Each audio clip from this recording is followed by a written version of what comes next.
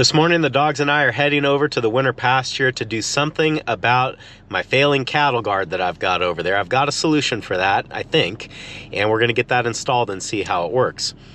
The challenge, anytime you do some sort of work in the field like what I'm planning on doing today, is did I get every tool that I'm going to need to do what I need to do once I get over there? So hopefully we remembered everything today, but we won't know until we get over there and start working. That's what's going on today on Farmertylerranch.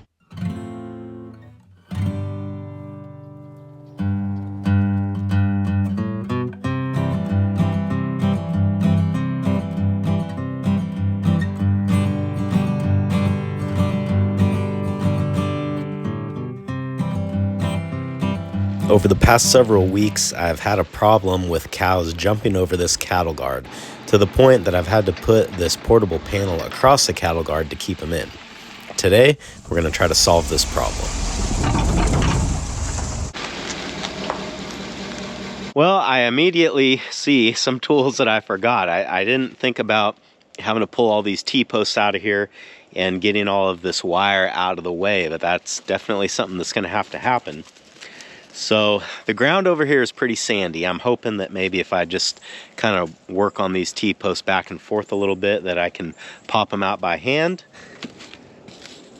Making progress. There's one. Somebody hit this one. You can see, obviously, not straight, and it is sheared off. So the plan on this side of the cattle guard is to put a new post in here, and then I'll use that 2x4 that I brought with me to kind of brace it against the tree. And the reason that I'm doing that is because it's a lot easier to mount the drive-through gate brackets to a wooden post like that. So that's what we'll do on this side. And then I think I'll take all the barbed wire off of this T-post, get the T-post out of the ground, and then hopefully we've got enough wire here to just wrap that onto the wooden post to completely block this off here. The other side of the gate's a lot easier because I've already got a wooden post here to mount to. I just need to get this T-post out of here and then just kind of wrap that wire up and get it out of the way so that the hot wire that we will eventually run over here doesn't interfere with it. Another thing that I forgot was leather gloves. And I usually do carry a set of gloves in the truck for just such an occasion, but I can only find one, and it's a right-hander. I don't know if that is better or worse, but I guess one is better than nothing. So let's deal with this barbed wire, get it out of the way, get these last two posts pulled, and then we can start construction.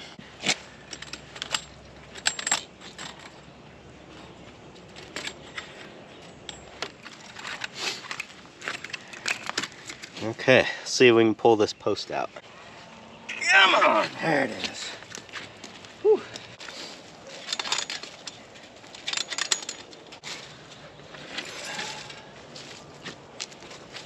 Now I need to get these short little pieces of barbed wire off of the post. I don't have proper fencing pliers with me, another tool I forgot, but I do have a hammer and a screwdriver, a crowbar, and some channel locks, so I feel like I can get these loose, but it might not be pretty.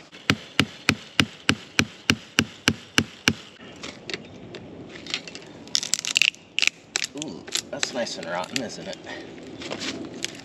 Hey, look at that, it worked. Can't argue with results. We got him now. Ooh, don't do that. One thing that is immediately apparent is how sandy this ground is. You guys know the ground I'm used to digging in back at the home ranch has got a lot of clay in it, and when it's dry, it's hard as a rock, and when it's wet, it is soft, but it's so sticky that it's very tough to deal with. This ground is, I could dig in this all day. This is so easy. One of the joys of reclaimed lumber, of course, is full of nails.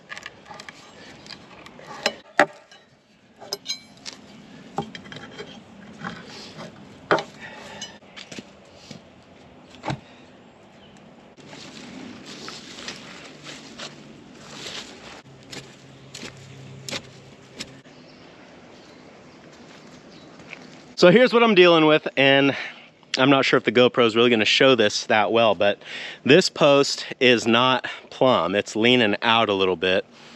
And this one is not either. It's much closer, and I'm just going off of eyeball here. I didn't bring a level. It's another tool I forgot.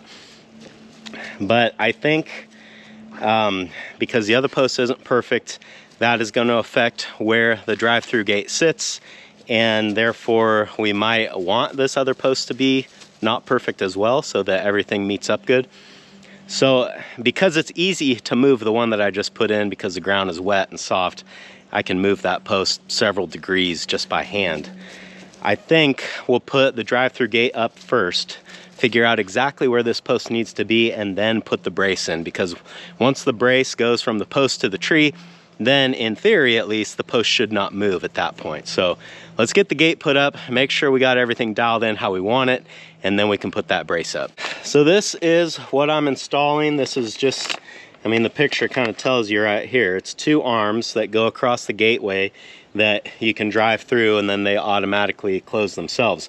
These will be electrified, so if the cattle touch them, they'll get a shock. But because when you drive through, your tires are what separate you and the ground, you're insulated, so it won't shock you if you're in your car, on a 4-wheeler, side-by-side, whatever. And then the arms have these little orange handles that are insulated, so if somebody's walking through here, they can grab the orange part with their hand and open the gate if they need to. These are pretty simple. It's just a cam design. The gate rod will go into this hole, and then as you drive through, it will just open and close itself. So there's a spring in here that's going to pull that back down, and the spring is also what electrifies the rod. So the way that I found to best do this is to take this cap off of the top completely, and then we can take our gate rod, which really just feels like a fishing pole. We'll need to reach in first. Down in the bottom there is a spring, and my plan is to pull it up with the needle nose pliers to where we can get that gate rod started in there. Hopefully this works.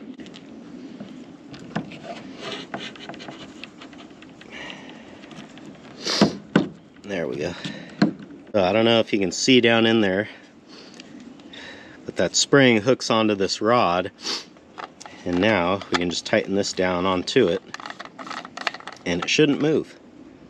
So I'm thinking maybe somewhere in this area.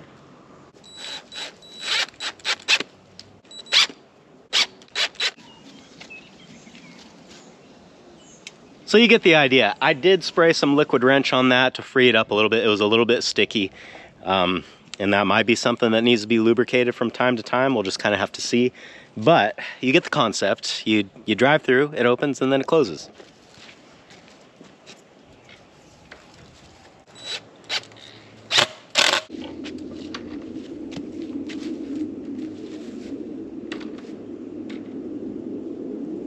I'm pretty happy with how this looks. I think I can go ahead and put the brace on the new post here and kind of lock it into place. I got a kit for a 12-foot gate. This is about, I don't know, 11 or so feet, and I figure it's better to get a kit for a bit wider opening than what you've got than it is one that's a little bit narrower. They make different sizes. I think there's a 14 and a 16, and there might be a bigger one than that. I'm not sure exactly.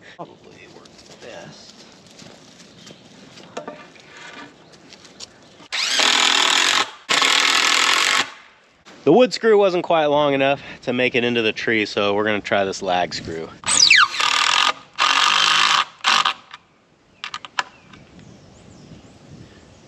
Good with that.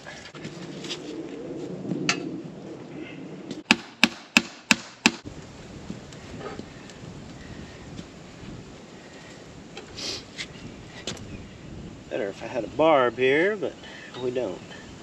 So.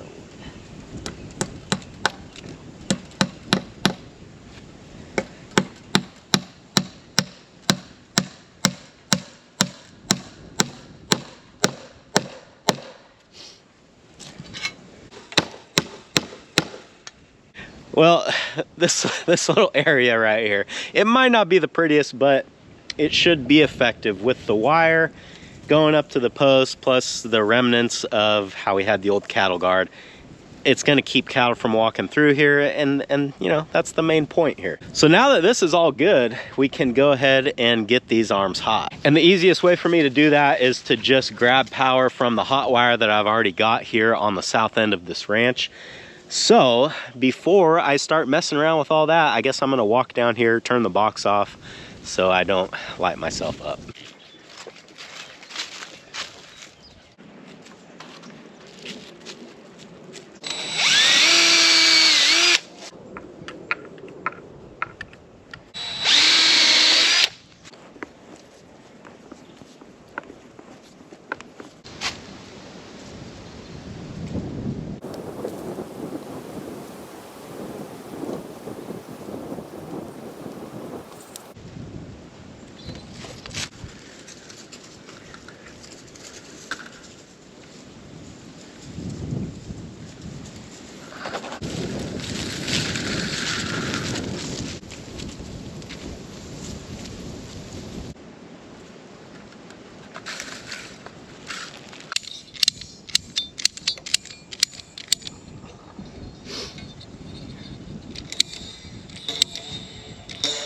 Now, one thing that I could have done is I could have run this wire, this new wire that I just put up, right over the existing wire so that they touched each other, and therefore when I turned on the old wire, it would energize the new wire. That would be easy, but I've decided to instead mount the new wire up so that it doesn't touch the old wire, and I will energize it with a jumper wire. And the reason that I'm doing that is because if I ever want to de-energize that gateway for whatever reason, then it's a lot easier to do it. I can just unclip it right here rather than walk all the way down to the box and turn it off down there. And a little added benefit to doing this job is now I've got hot wire on this short section of fence. I don't think I've ever had a cow break out through this fence, but you know, now it's just one less place to worry about. Now I've got to take some insulated wire, tap into the wire I just put up here, run it around the post and put it on this little terminal that will energize this arm. And if the arms close in such a way where they always touched each other, this would be enough. But what I've noticed as I've been messing with this is that sometimes the arms touch each other, sometimes they don't. It kind of depends on what the wind is doing. I could roll the dice and just know that once in a while half of this gate won't be energized, or I can take some of this insulated wire, run it under the cattle guard and hook it up to the other side as well. And then I would know that I would always have a hot gate. So I think that's what I'm gonna do, at least at first, until the cows learn what this is and that they don't want to touch it. So we'll, yeah, let's do it.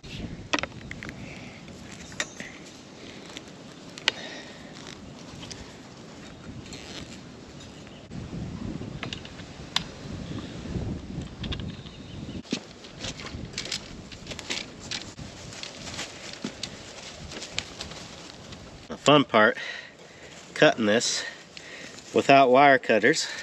Another thing I forgot to bring. The Leatherman will do it. Ugh, it's just hard. So we're going to use the cattle guard to our advantage here and just come up underneath it. So the trick is to route this in such a way where it's not going to be in the way of vehicles or animals.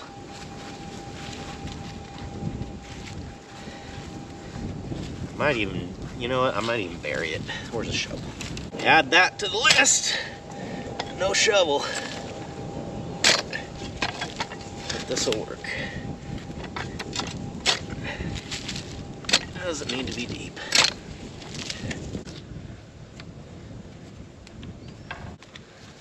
Should be all set.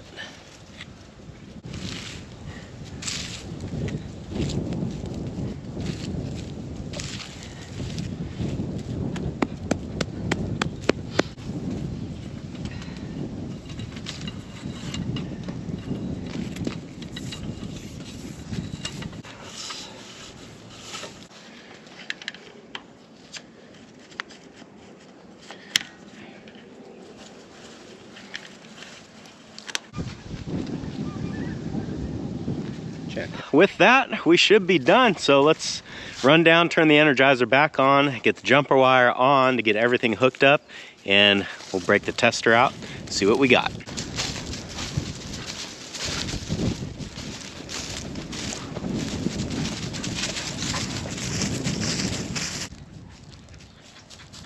I'm back down here at the corner now. Let's test this wire, see where we're at before energizing the gate.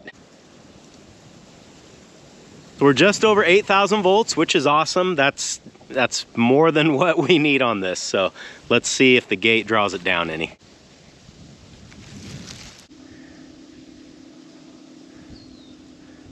No loss there. Now I want to see what's on the actual gate. Somehow it's more. Not sure how that's possible.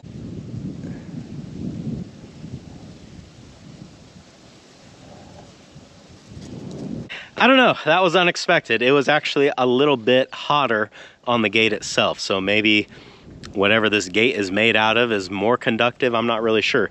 And speaking of what the gate is made out of, when I first pulled it out of the box, I was like, how's this gonna work? Because it's made out of a rubbery type material, but evidently whatever material that is conductive. And almost like clockwork, as soon as we're done here, the cows are sort of filtering over here, and I wanna move my truck because I would love to catch one testing this gate out.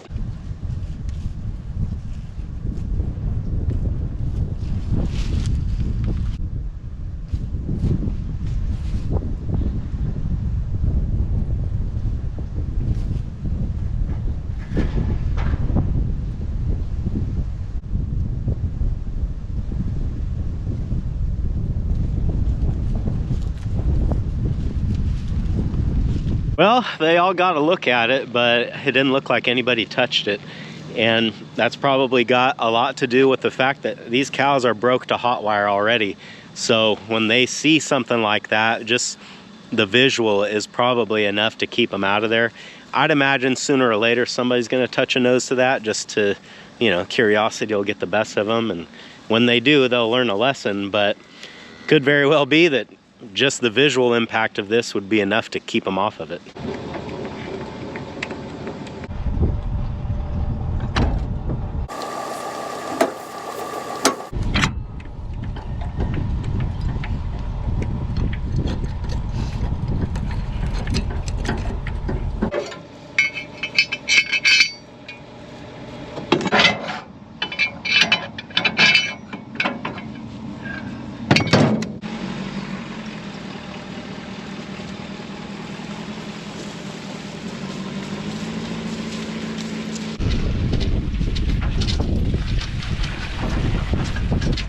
We've still got one more test to do. I gotta try driving through that thing.